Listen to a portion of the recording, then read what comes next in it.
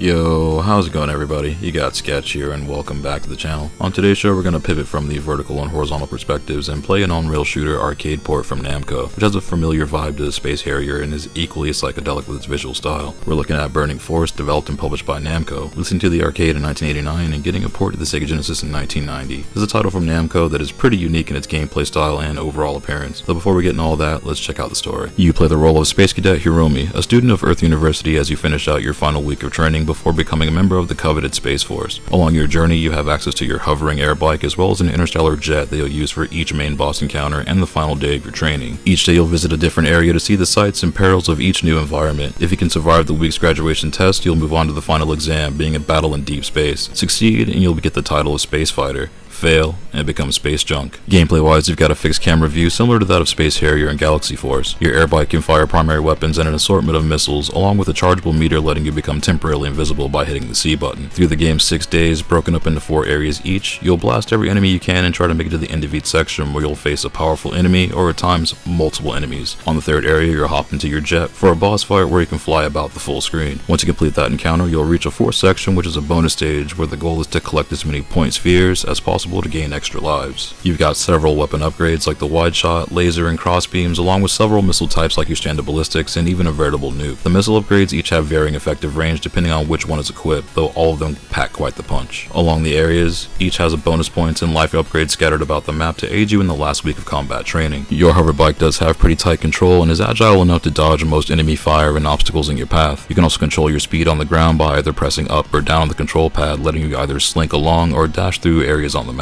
Your bike itself cannot jump, but there are numerous ramps and embankments around each stage to get to those higher placed items and bonuses. There are also several destructible items on each stage that may also reveal power upgrades and life pellets. Your ship also has a life bar allowing you to take up to 3 consecutive hits before losing a life, though once your stocks are out, the game is over and you go back to the start of the area. You have a few continues letting you pick up from the area you left off, but once your continues are smoked, it's back to the beginning. Enemies will rush you from various formations and in various positions on screen and can throw out some attacks that feel hard to avoid, and the best defense here is often a strong offense. The speed shifting also becomes fairly important, allowing you to weave through gunfire and falling boulders, especially in the midweek section of the game. The last 2 sections of each stage take place in the jet craft where you can fly about the whole screen and enemies are right there with you to knock that craft into oblivion from every angle. Controls remain the same except for now your craft has a fixed speed and pressing up or down on the control pad will now either raise or lower your altitude. These sections are where the boss fights go down, and before each encounter you'll get a little bit of info about their weak spots. These encounters start off pretty standard but soon start to smoke you constantly with a barrage of bullets, missiles, and at times even more enemies. The final battle on day 6 is you flying through the cosmos on your way to assault the space armada, and this is a moment where you'll notice just how massive some of the bosses and even mid-bosses can be compared to your craft. Bosses will often have several critical spots to hit, and once their health is roasted, you'll move on to the bonus stage where it's similar to that of the original Space Harrier, where you grab as many point and star spheres as possible to net extra points towards extra lives. These come in especially clutch in the later levels if you can farm a life or 2 each time, though these can be deceivingly difficult until you get more comfortable with the controls. Graphics wise, Burning Force's arcade unit runs on Namco's System 2 hardware, which games like Felios, Steel Gunner, and Rolling Thunder 2 were also programmed with, and it's visually pretty distinct. The visuals are very colorful and vibrant with some razor sharp detail on the sprites and environments. Through the game's 6 areas, the backgrounds also have day to night cycles as you progress through the stages, and there's a static image in the background on the vanishing point of the screen. As the screen scrolls forward, the animation on everything in the environment is pretty impressive for the time with its speed and scaling. The backgrounds in several stages also change in detail with more or less shadowing depending on time of day is also a nice attention to detail. Enemies fly into the frame from multiple angles and formations, and these parts also look pretty sick, with some enemies even burrowing underground to catch up to your craft. Enemy sprites are quite varied, containing several different enemy types per area and not really repeating many of them either. Enemies also come in all shapes and sizes, from smaller enemies that are about as big as your character to massive enemy ships and mobile suits that dwarf your bike and jet. Enemies will also unload tons of gunfire at you, so the screen can and will fill up with projectiles in the later stages. Environments also have a lot of obstacles and secrets to uncover by either destroying the surroundings or using the jump jets and ramps to get to higher placed weapons and bonuses. Obstacles will at times have a lot of ascending and rotating parts and hazards, so visually there can be a lot going on at any given time, and even for an early release on the Genesis, it doesn't really slow down much even when the screen is getting kinda hectic. Sound wise, Burning Force has a fantastic soundtrack with a variety of vibes and a handful of certified belters as you round out your last week of training. Composer Yoshinori Kawamoto delivers several bangers through through the 6 areas, and they're all pretty tasty riffs. The final stage tune is an especially fierce one, and also incredibly hype as you battle the Space Armada. It, along with just about every other tune, honestly slap here. Sound effects are also pretty solid with some nice and crispy audio. Some of the sound effects could have had a little more oomph to them in a couple of spots, but it is balanced with everything else. And for the sound work that is there, it is fairly good. If it had a tad more punch in the sound effects on the Genesis port, this would nearly be S tier in regard to the audio. Explosions do sound pretty good here though, and so all the major boxes are checked. As a whole, Burning Force is a really interesting on-rail shooter for the Sega Genesis, and the arcade version is also quite the experience.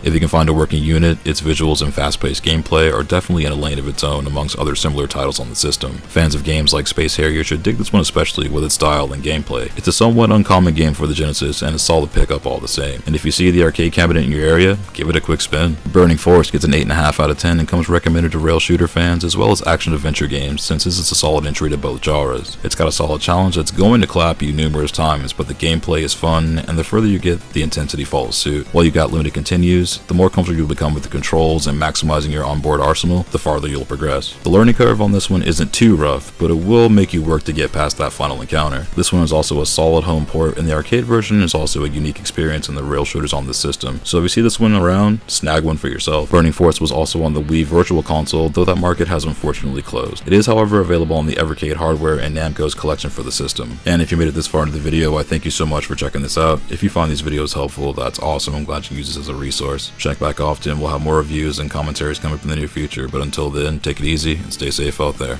I'll see you on the next one.